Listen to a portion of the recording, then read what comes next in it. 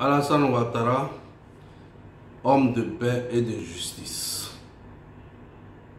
Depuis l'accession de la Côte d'Ivoire à l'indépendance, nous avons connu 5 présidents. Mais de loin, Alassane Ouattara est celui qui a inculqué aux Ivoiriens un comportement de paix et de pardon. C'est à juste titre que, après les élections de 2010, les Ivoiriens dans leur majorité ont accepté Alassane Ouattara comme leur président. Depuis cette date, Ado multiplie les efforts de rapprochement entre les Ivoiriens et aussi entre les Ivoiriens et les autres peuples vivant en Côte d'Ivoire. Plusieurs peuples vivent en Côte d'Ivoire dans l'harmonie et la stabilité. Plusieurs cadres de l'opposition obtiennent des promotions et sont nommés dans des hauts postes dans l'administration après leur retour de l'exil qu'ils ont connu après la crise post-électorale. Depuis près de 10 ans, vous ne trouverez aucun journaliste mort ou emprisonné dans le cadre de son travail. Depuis près de 10 ans, vous ne trouverez aucun homme politique emprisonné pour ses convictions, sauf ceux qui sont mêlés à des projets d'assassinat ou d'atteinte à la sécurité d'État, ou encore ceux qui sont mêlés à des projets de malversation financière. Depuis près de 10 ans, les hommes politiques sont libres de leurs activités sur toute l'étendue du territoire national. Les forces de l'ordre et de sécurité sont redevenues républicaines. Partout où il va, le chef de l'État, Alassane Ouattara, ne parle que de cohésion sociale et de paix entre les filles et fils de notre pays. Et comme il ne peut avoir de paix sans développement, la Côte d'Ivoire est en chantier partout.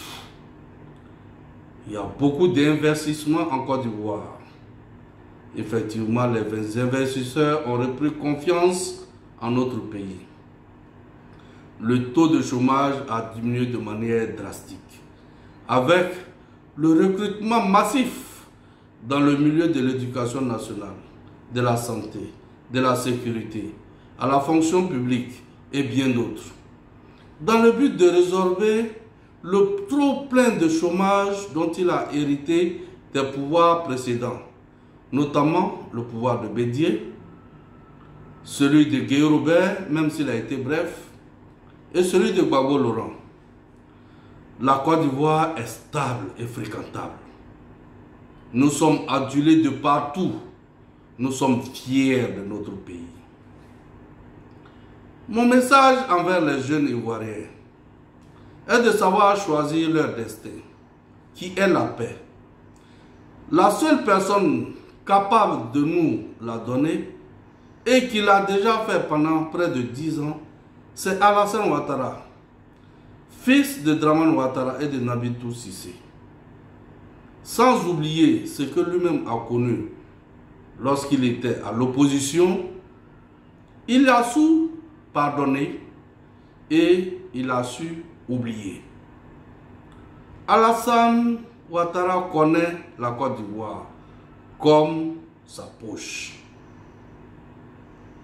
Alassane a su fédérer tous les Ivoiriens en s'appuyant sur la royauté et la chefferie traditionnelle. Alassane Ouattara est un homme inclusif. Il traite les Ivoiriens sans distinction d'ethnie, de région ou de religion. La Côte d'Ivoire a besoin d'un homme comme Alassane Ouattara pour la diriger dans la paix, la stabilité, et lui donner son rayonnement dont elle n'aurait jamais dû se séparer de la faute de ses dirigeants médiocres qu'elle a connus après Houphouët-Boigny. Mon message aux jeunes est qu'il faut que nous arrêtons de détruire ce que nous n'avons pas construit. Il faut que nous arrêtons de détruire notre bien commun qui est la Côte d'Ivoire. Arrêtons le pillage. Arrêtons de casser les bus qui sont faits pour nous transporter tous les jours.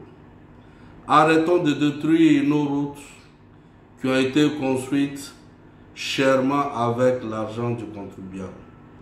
Arrêtons de nous entretuer. Cette force que nous avons pour casser les bus, détruire les routes, piller les magasins, couper les arbres pour isoler nos villages avec un peu plus de volonté, elle peut nous servir à trouver à manger. Elle peut nous servir à travailler. Elle peut nous permettre de nous occuper de nos familles. En somme, cette force peut nous permettre de développer notre pays, la Côte d'Ivoire.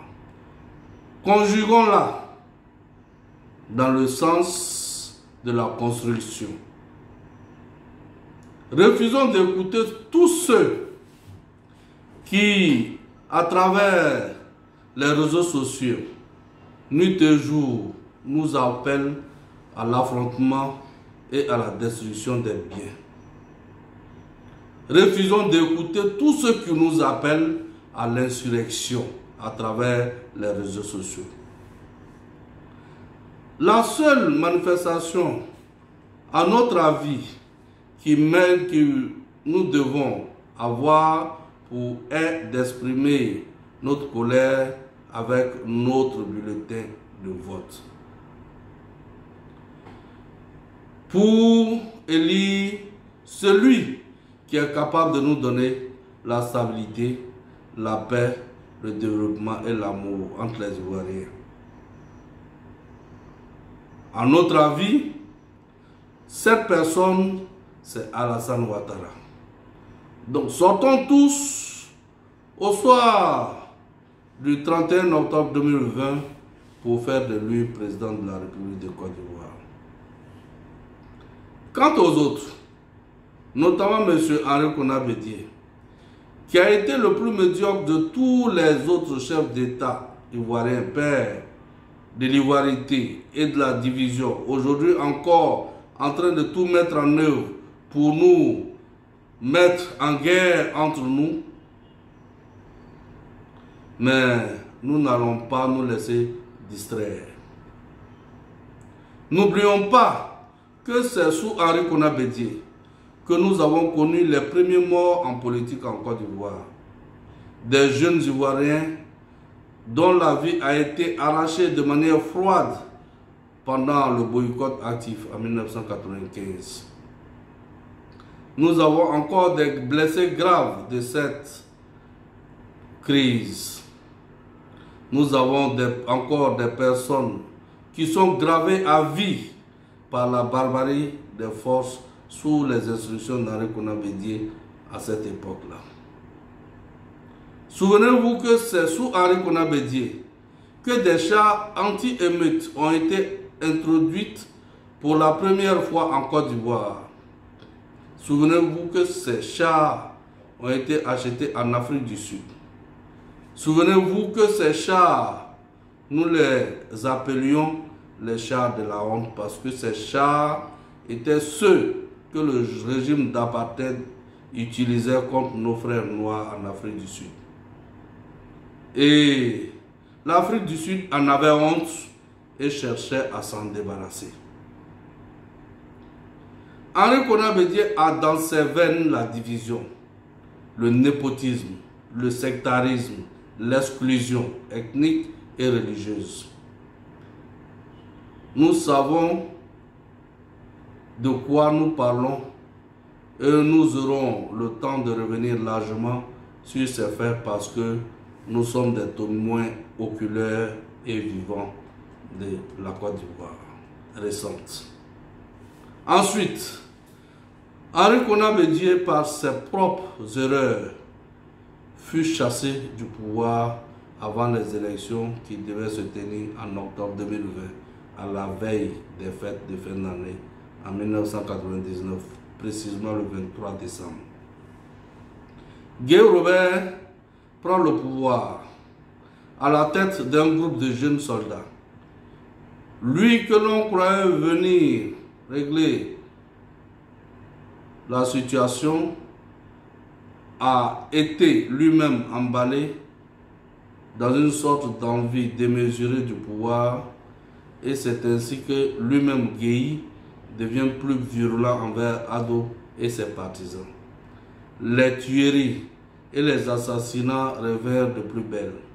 C'est ainsi que, après des élections calamiteuses où tous les opposants sérieux avaient été écartés, Gbagbo, par un coup de force civilo-militaro-constitutionnel, s'accapare du pouvoir en enjambant tous les corps du charnier de Yopougon.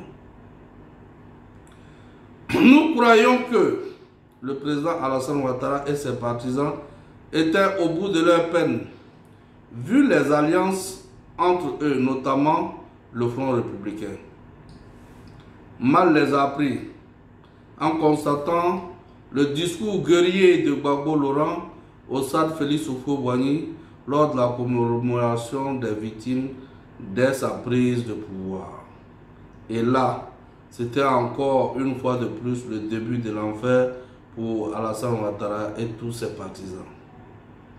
Les disparitions forcées, les assassinats, création de milices privées au service du pouvoir et j'en passe. Nous étions pourchassés de partout. Et donc, arriva enfin la rébellion.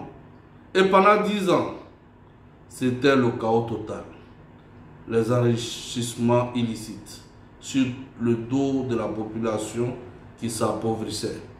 Dieu merci que notre brave Tché, le Nangama, arriva une fois de plus pour sauver tout son pays de la souffrance, pour que ça lui